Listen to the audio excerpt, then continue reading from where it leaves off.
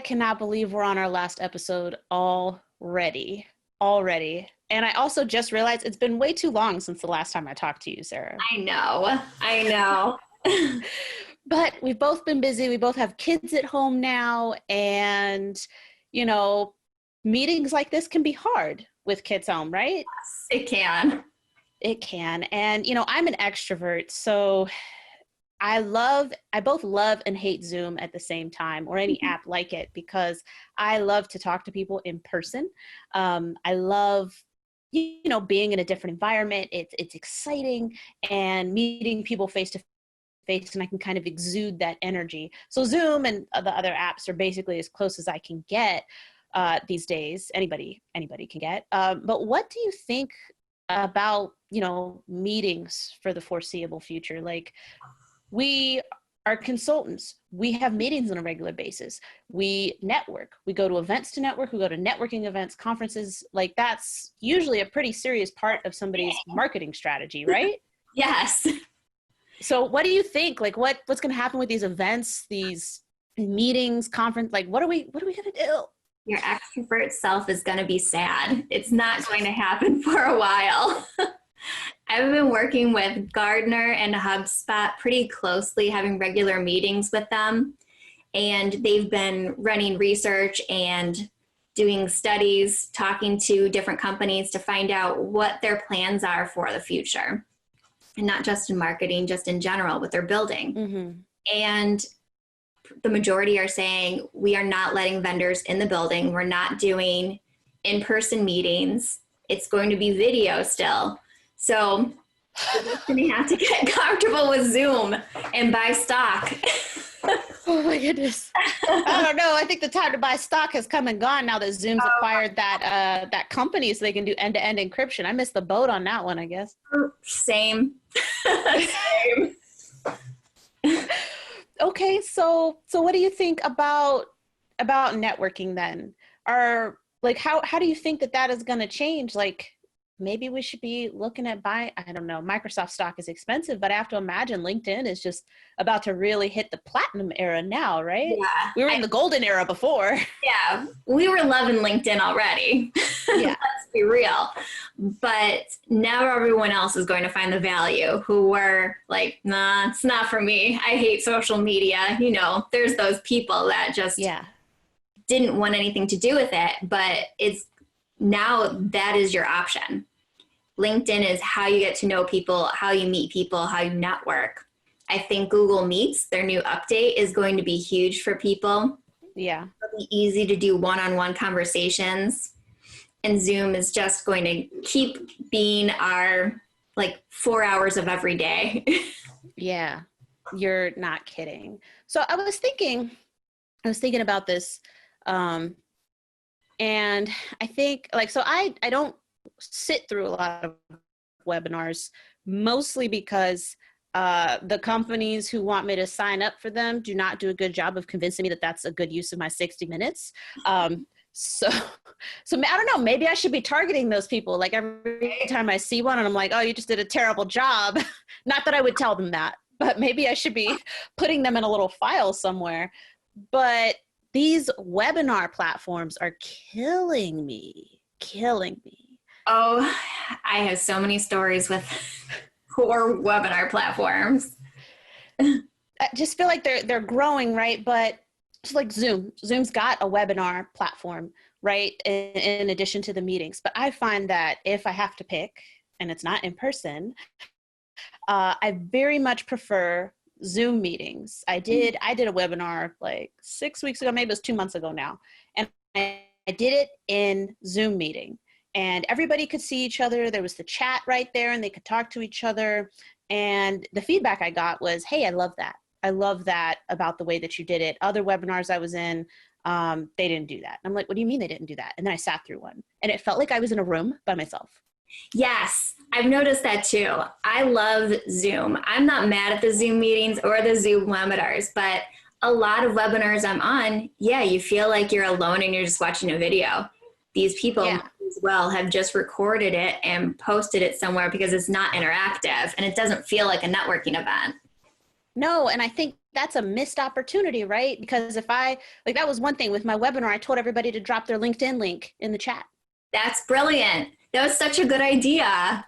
Yeah, I created some space for people to connect with each other, and they did. And I'm still hearing feedback on how people are, you know, making these relationships, and they're like, oh, it looks like I'm actually going to work with this person. Like, so money is exchanging hands.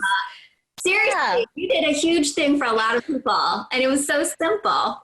Yeah, and that's the one thing. A lot of these webinar platforms, they don't allow the participants to talk to each other, even if it's just through chat. And that's why I find myself very much favoring the Zoom meetings, sitting through a webinar and not being able to see anybody else except the host. Like, if they say something interesting, I'm that person in the chat who's like got their sideline commentary going. Don't deny me my opportunity for sideline commentary. It's the only thing you have right now as an extrovert. Yes, yes. And actually somebody, I was on a phone call with somebody, and I had just been in their Facebook Live. And before they got on the phone call with me, they were talking with their partner, and they were like, holy crap, we just got like 18 comments on our last Facebook Live, and it was only 30 minutes long. And I was only in there for the last 15. And I was like, oh yeah, that was me. And he was like, all those comments were you? He was like, my partner loved it. Oh yeah, live is going to be huge too.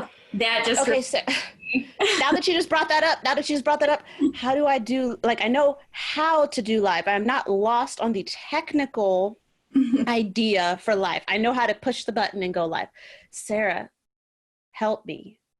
What is worthy of going live? Like, I sit through some lives and I'm like, you know, and other ones I'm like, oh, this is good, I should do something like this, but I keep getting stuck on the ones. And I have yet to go live, even on my personal Facebook page. I think I went live one time, and that was just because my kid wanted to, like, she always wants to talk to people.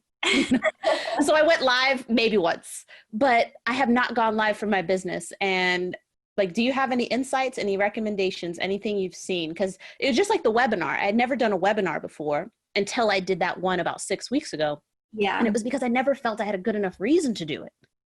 Yeah. Why create something that it just feels like fluff? I completely agree with you.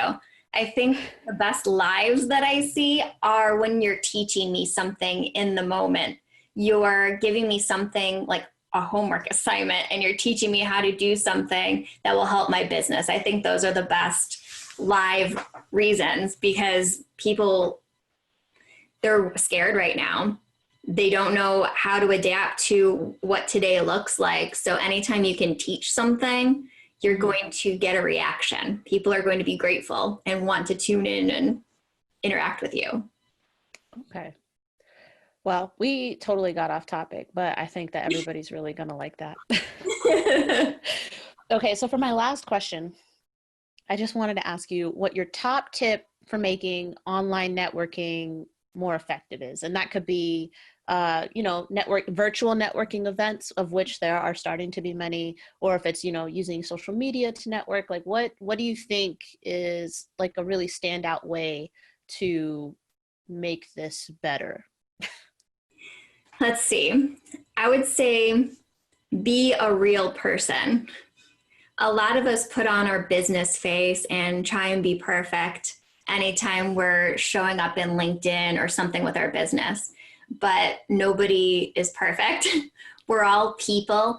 And I don't think other people are attracted to perfect little business veneers. They want to see a real person. So authenticity is important. Be yourself and interact with other people.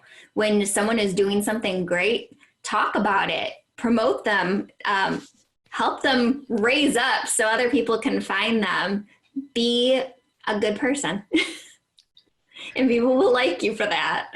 Yeah, I would say that's prime advice right there. My videos on LinkedIn. So I never did any videos on LinkedIn either. Not like talking head type videos, because I was like, no, that's dumb. But then I was like, you know what? I'm just gonna lay it out. And my first LinkedIn video was when things were not going great. It was at the end of April, and just emotionally. Yeah, see, right? See, I think that video got like 1,500 views or something like that. And person. which was great for me. But I just did it, and I was like, you know what? I'm gonna just do it, because who knows who else was feeling this way. I had just left a virtual event where everybody was like high on whatever it was they were all passing around. I didn't get any of it. That's a metaphor. They weren't actually smoking, but they were just like, woo, we're going to take this and transform it. We're going to transform adversity. And I was like, I'm in the wrong meeting. This isn't my mind state right now. I am not transforming adversity. Adversity is chewing on me right now. And so that's what I made the video for, because I was like, man, who else? Like, how many other people were sitting in that meeting being like, y'all are extra. Like, this is too much. And that's why I made the video. And I was like, either people will love it or they'll hate it. And it turned out most people loved it. Nobody commented saying that they hated it. And I realized that I was not being as authentic as I could be.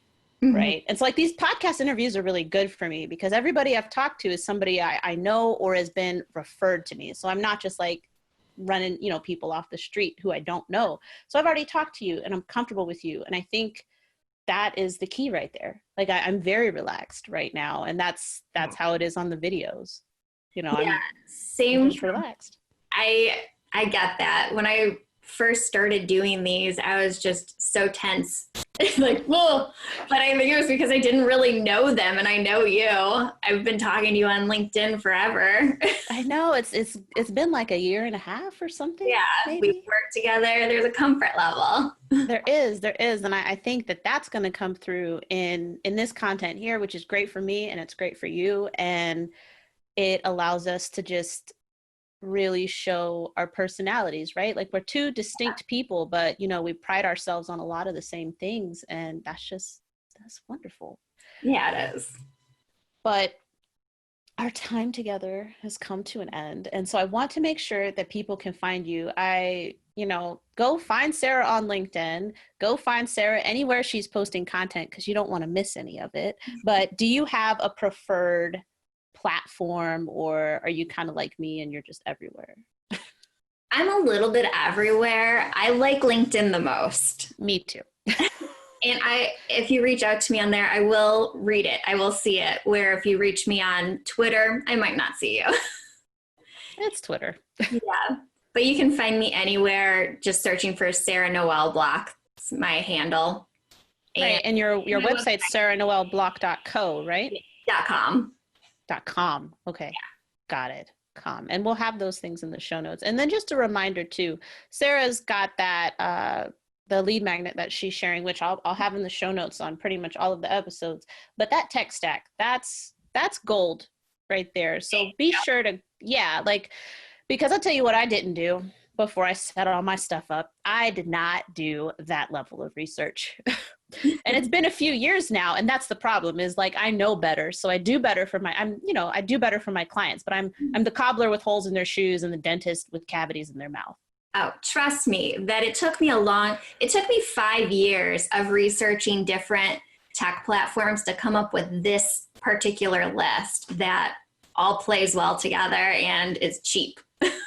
Okay, yeah. So make sure that you go to download that and check it out, because that you are getting the benefit of her 5 years of experience. So yes, and that will be in the show notes. I will be sharing that, because that's just incredibly valuable to me. Stuff you're going to spend money on, software, time. So thank you so much for building that and for sharing it, because more people need it.